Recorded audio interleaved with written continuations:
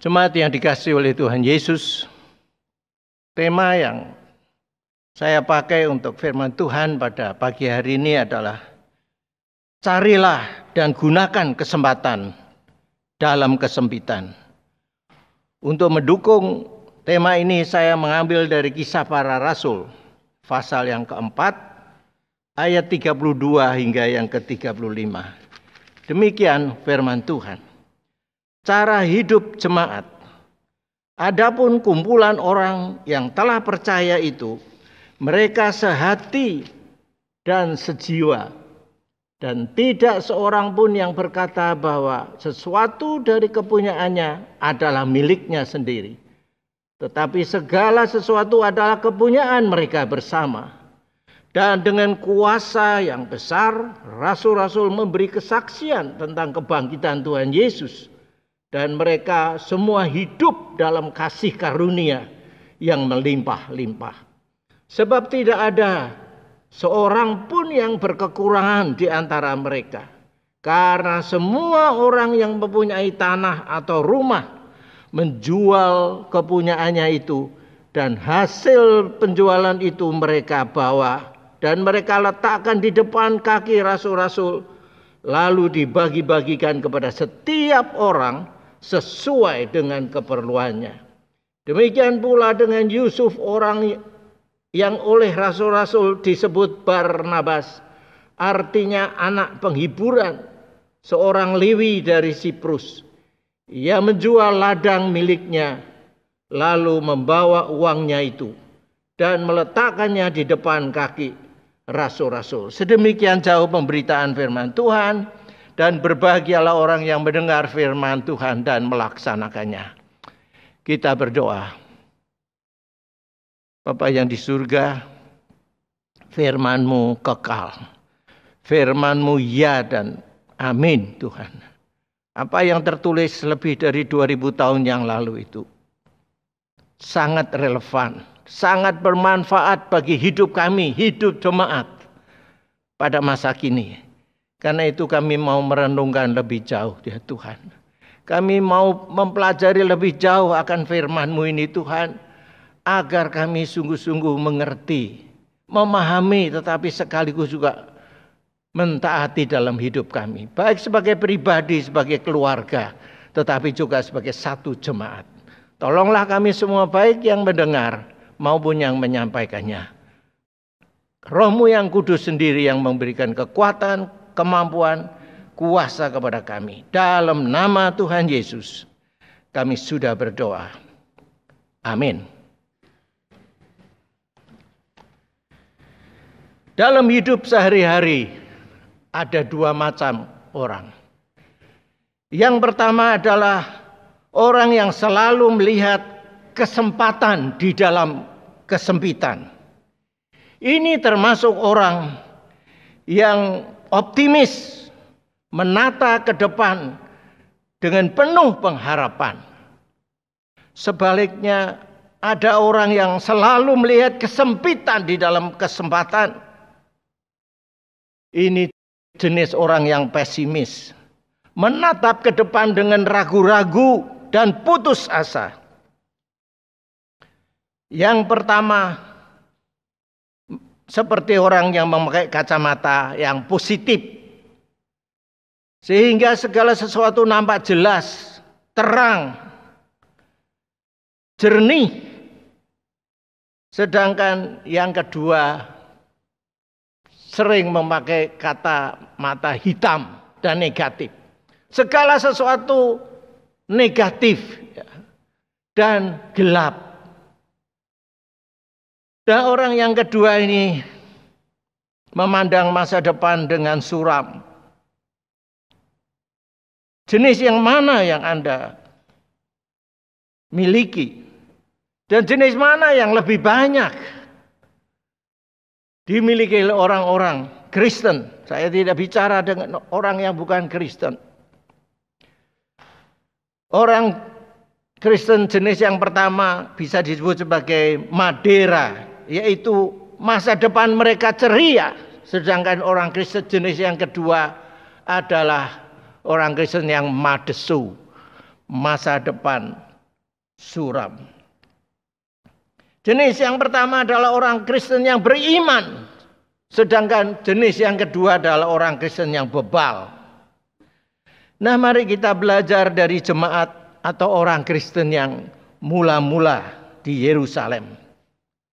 4 minggu yang lalu kita sudah merayakan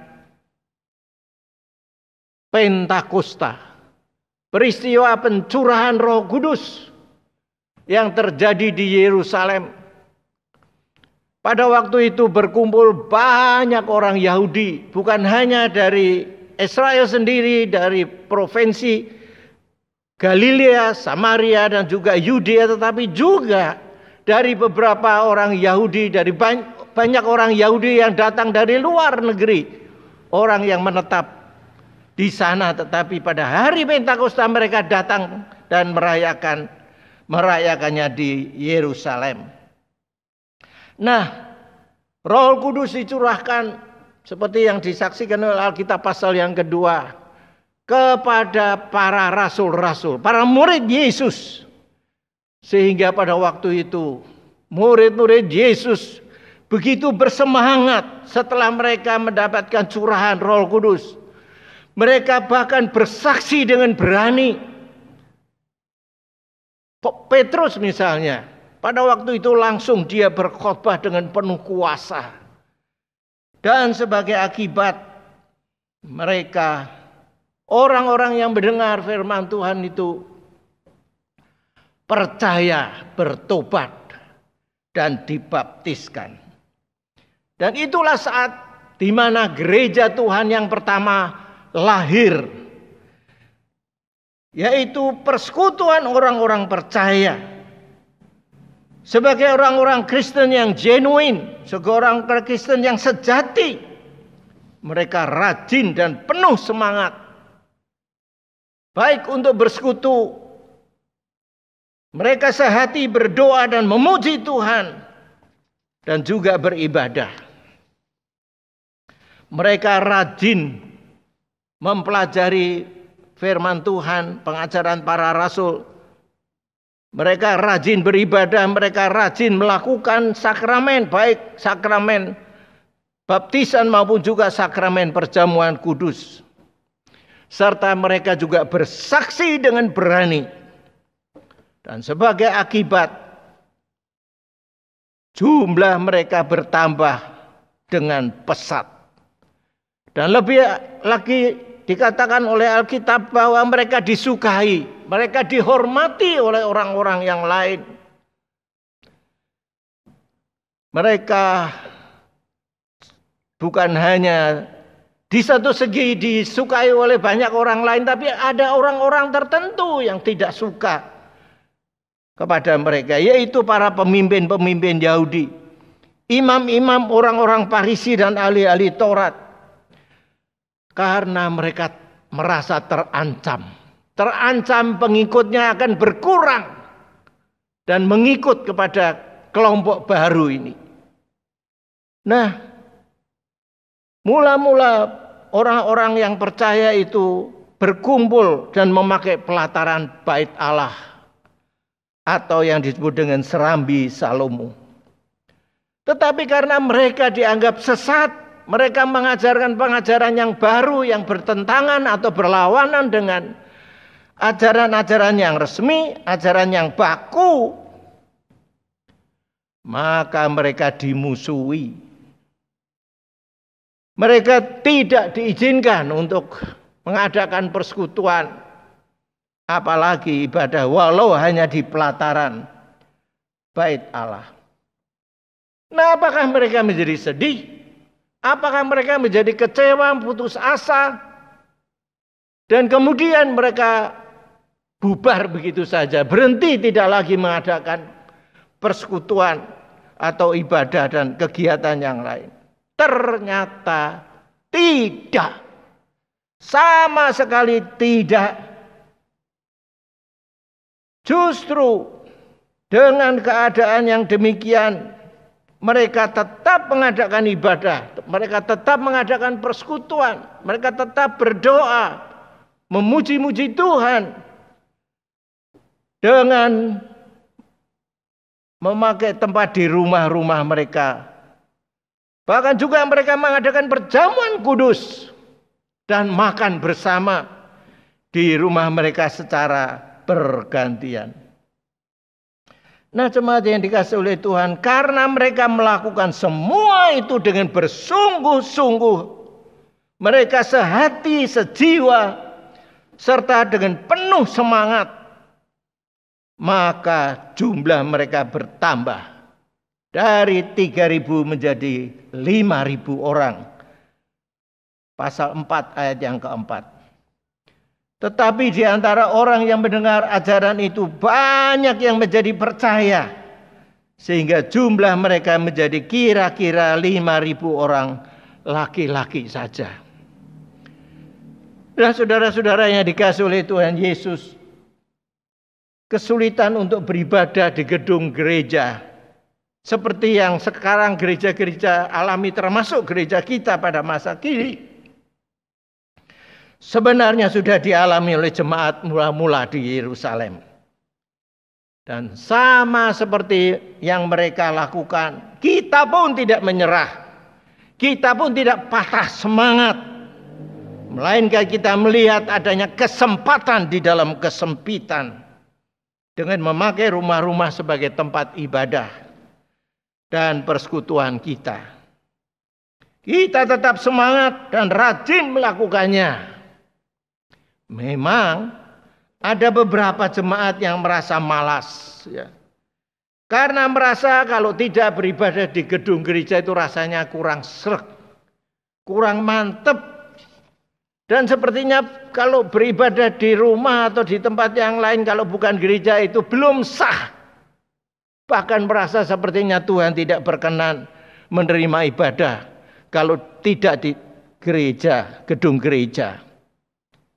Saudara-saudara yang dikasihi oleh Tuhan Yesus, perasaan ini salah besar.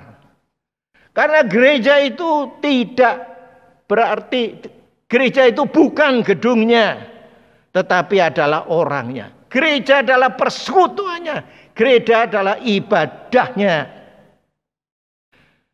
Tuhan Yesus sempat berdebat dengan seorang perempuan Samaria yang sedang mengambil air di tepi sumur Yakub. Tuhan Yesus berdebat dengan perempuan Samaria ini karena perempuan Samaria ini memandang bahwa Gunung Gerizim lah tempat yang tepat untuk mereka beribadah. Sedangkan orang-orang Israel memandang bahwa Bait Allah di Yerusalem lah tempat yang sah untuk mereka beribadah.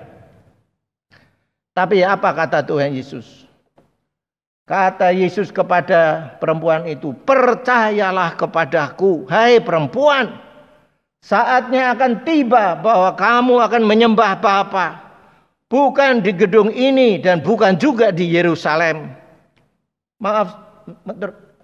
Bukan di gunung ini dan bukan juga di Bait Allah di Yerusalem, tetapi penyembah-penyembah benar akan menyembah Bapa dalam roh dan kebenaran. Sebab Bapa menghendaki penyembah-penyembah yang demikian. Kisah Yohanes pasal 4 ayat 21 dan 23. Puji Tuhan bahwa sebagian besar daripada jemaat kita beribadah dengan tekun di rumah-rumah, dalam keluarga-keluarga mereka, tapi juga ada beberapa dalam kelompok-kelompok beberapa keluarga. Memang ada hanya sebagian kecil saja yang tidak beribadah. Memang sangat disayangkan. Sangat disayangkan. Tetapi menurut saya ini tidak perlu terlalu diprihatinkan. Mengapa? Karena firman Tuhan sudah memberitahu hal ini sebelumnya, seperti yang tertulis di dalam surat Ibrani 10 ayat 25. Janganlah kita menjauhkan diri daripada pertemuan-pertemuan ibadah kita seperti dibiasakan oleh beberapa orang. Tetapi marilah kita saling menasihati dan semakin giat melakukannya menjelang hari Tuhan yang mendekat. Jadi dari cara hidup orang Kristen, cara hidup bagaimana beribadah, kita sudah bisa mengetahui, kita sudah dapat membedakan mana orang Kristen yang sejati, orang Kristen yang benar, dan orang Kristen yang tidak. Sudah terseleksi sendiri. Nah, yang kedua, tak lama kemudian Petrus dan Yohanes ketika sedang mengajar orang banyak, mereka ditangkap dan diadili di depan mahkamah agama. Demikian juga halnya dengan rasul-rasul yang lain pun ditangkap dan dipenjarakan. Orang-orang percaya mulai diburu dan dianiaya. Dengan demikian jelas mereka tidak dapat hidup dengan tenang. Apalagi juga bekerja secara biasa untuk mencari nafkah bagi keluarganya. Nah, apakah mereka sedih? Apakah mereka kecewa? Apakah mereka menyerah? Menjadi orang Kristen setelah mengalami hal-hal yang demikian? Kembali lagi, tidak. Apa yang mereka lakukan? Kita baca di dalam ayat 32, 34, dan 35 dikatakan demikian. Ayat 32, 34, dan 35.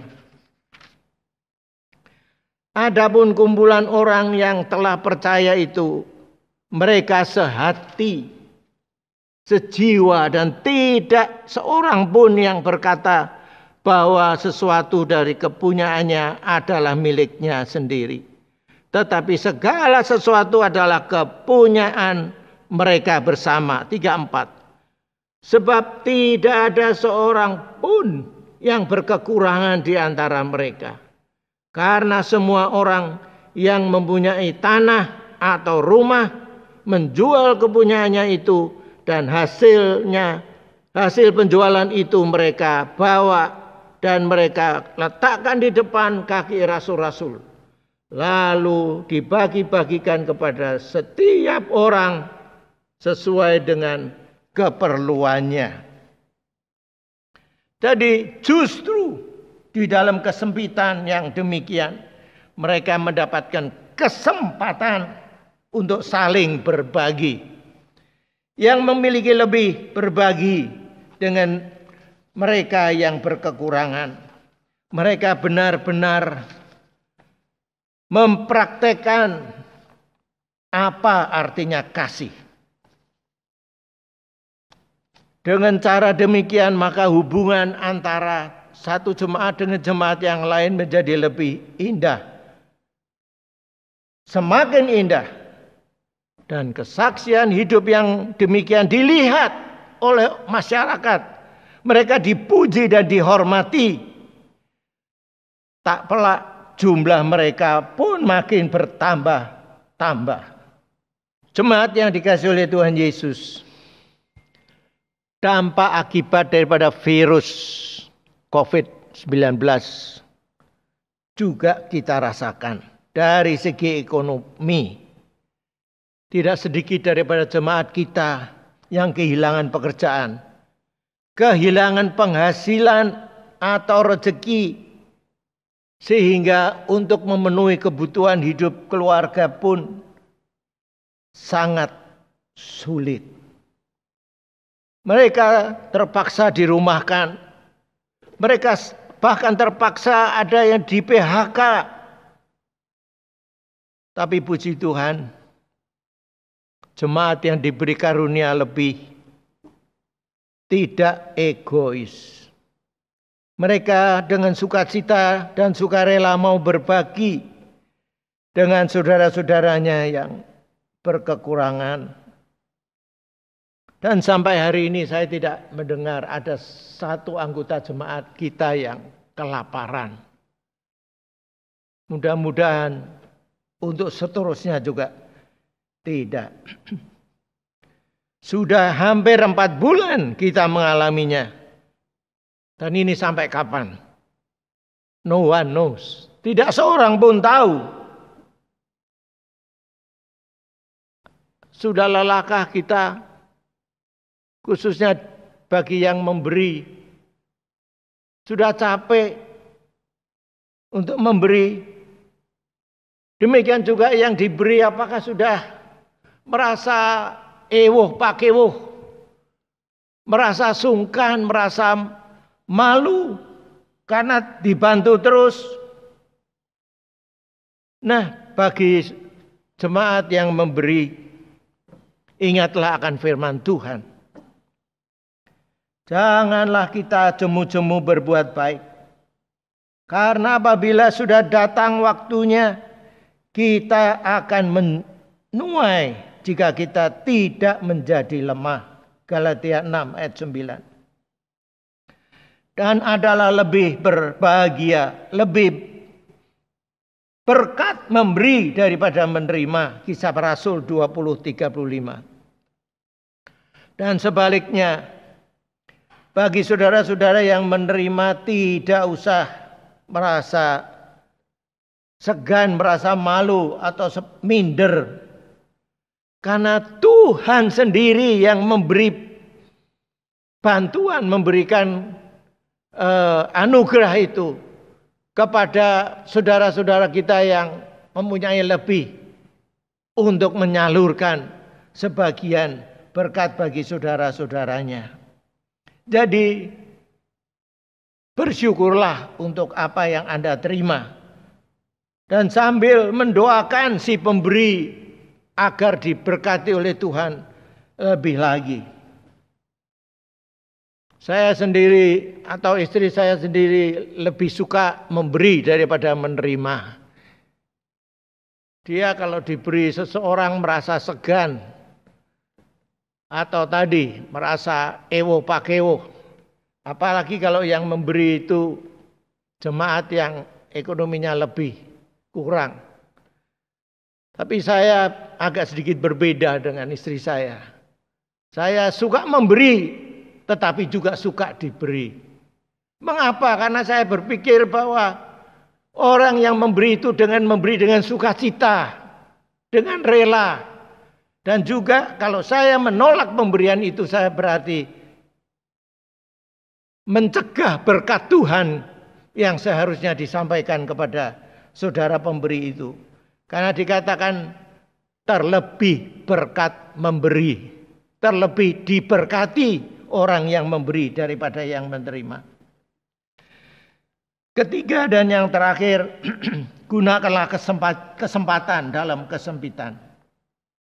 Ada banyak contoh di dalam Alkitab tentang orang-orang yang menggunakan kesempatan yang Tuhan bukakan di dalam kesempitan. Beberapa di antaranya misalnya adalah janda di Sarfat yang menggunakan kesempatan untuk memberi makan kepada hamba Tuhan Nabi Elia di tengah-tengah kemiskinan yang dia miliki, yang dia alami. Yusuf melayani keluarga Potifar dengan baik dan rajin. Walau itu karena akibat dia dibenci dan dijahati dan dijual oleh saudara-saudaranya.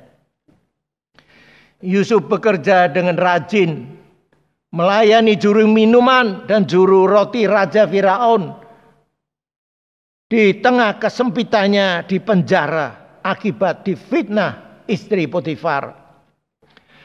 Seorang anak kecil yang rela mempersembahkan 5 ketul roti dan 2 ekor ikan di tengah kelaparannya sendiri, dipakai oleh Tuhan untuk mempersembahkan apa yang dia miliki.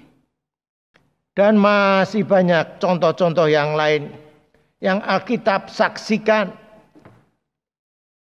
Memang ada efek samping, ada efek negatif bagi orang-orang Israel.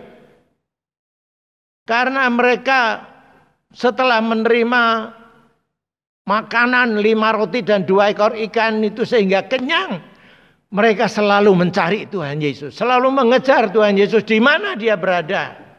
Bukan oleh karena mereka mau percaya, tetapi karena mereka mau mendapatkan makanan gratis.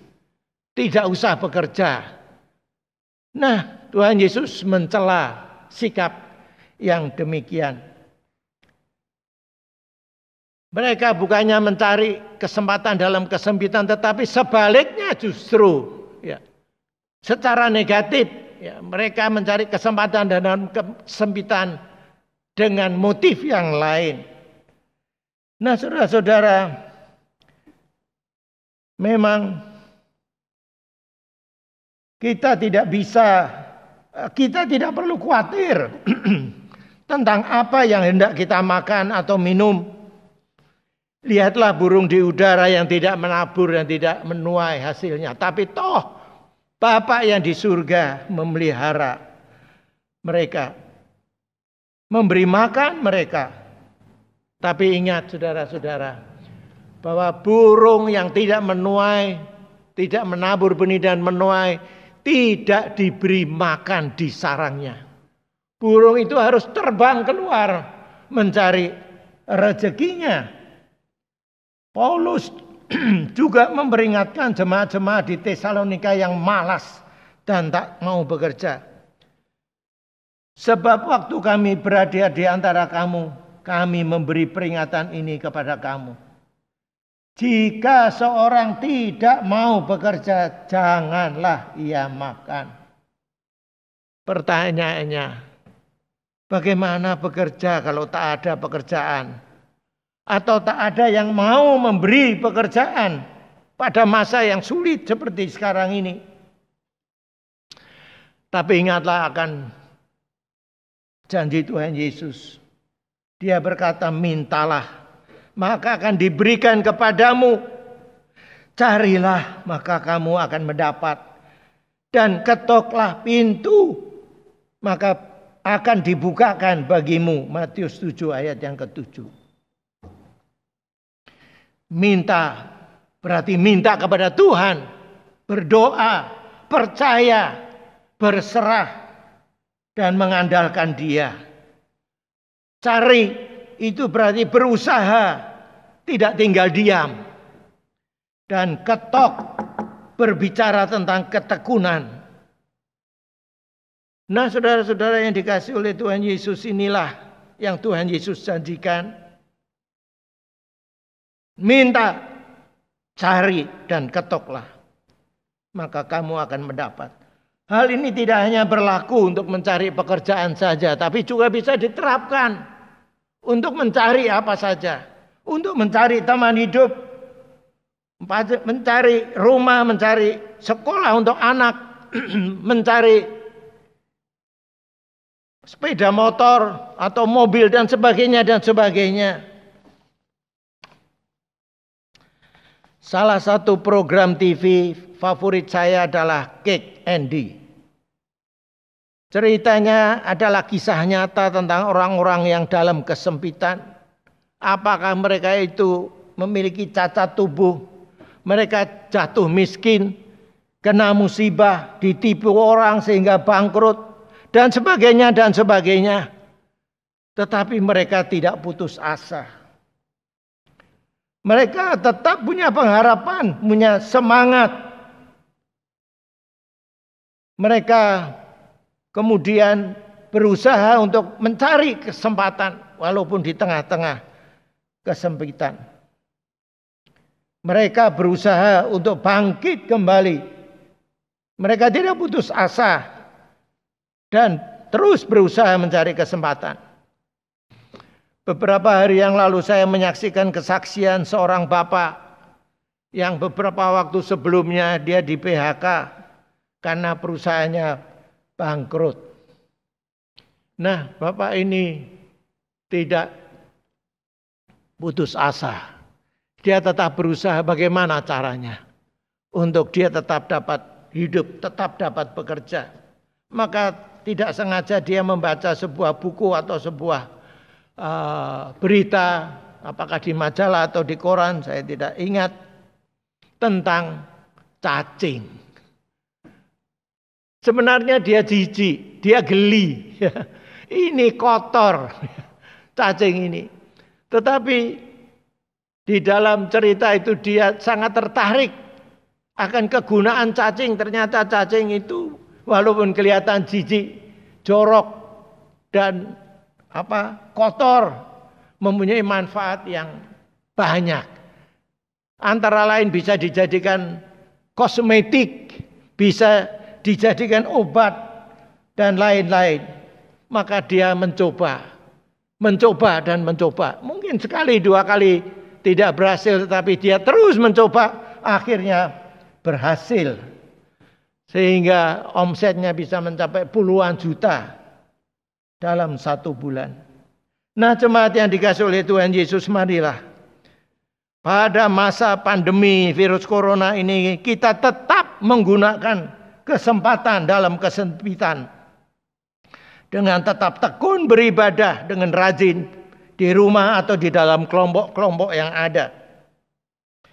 Tetap hidup saling mengasihi dan saling tolong-menolong.